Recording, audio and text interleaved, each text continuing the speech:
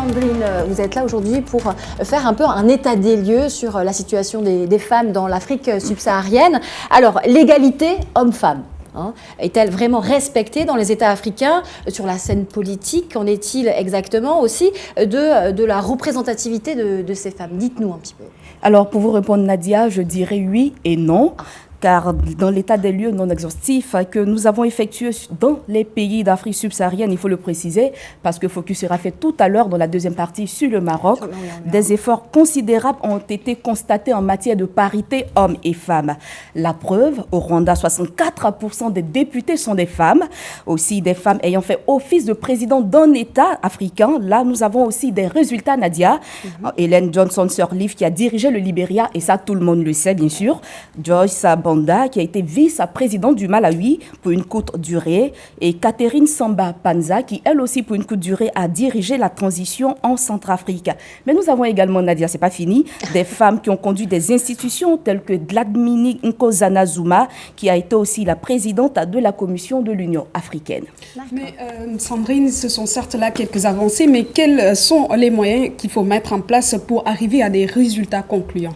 Alors, Awa, je dirais que pour qu'il y ait effectivement une parité entre hommes et femmes dans nos États, il faut une politique axée sur l'éducation, l'indépendance financière et surtout l'autonomisation de la femme. C'est justement ce dernier qui a été choisi comme thème cette année en Côte d'Ivoire à l'occasion de la Journée internationale de la femme.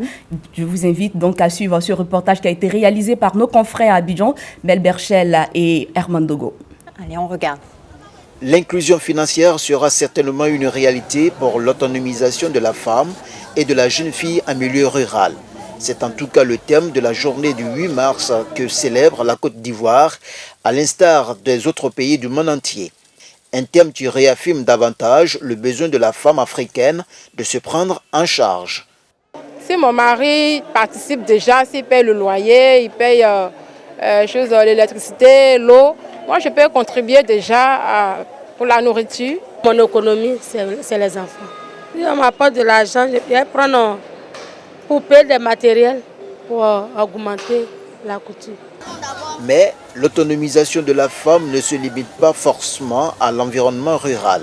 Certaines d'entre elles sont parvenues à se frayer une place là où on ne les attendait pas formellement, à l'image de Daniel, journaliste. On sait que la femme travaille, ça c'est plus à démontrer. Elle travaille, mais malheureusement, elle n'a pas le fruit de son travail-là. Pour qu'on puisse renverser cette tendance, ou bien même équilibrer cette tendance-là, il faudrait vraiment qu'une politique soit vraiment menée par l'État d'abord, maintenant de façon plus décentralisée, peut-être par les collectivités locales. En Afrique, la femme a été de tous les temps vouée à garder la maison et à s'occuper des enfants. Même si être femme au foyer n'est pas une fatalité, la femme africaine du 21e siècle a décidé de se battre contre ce cliché devenu négatif au fil du temps.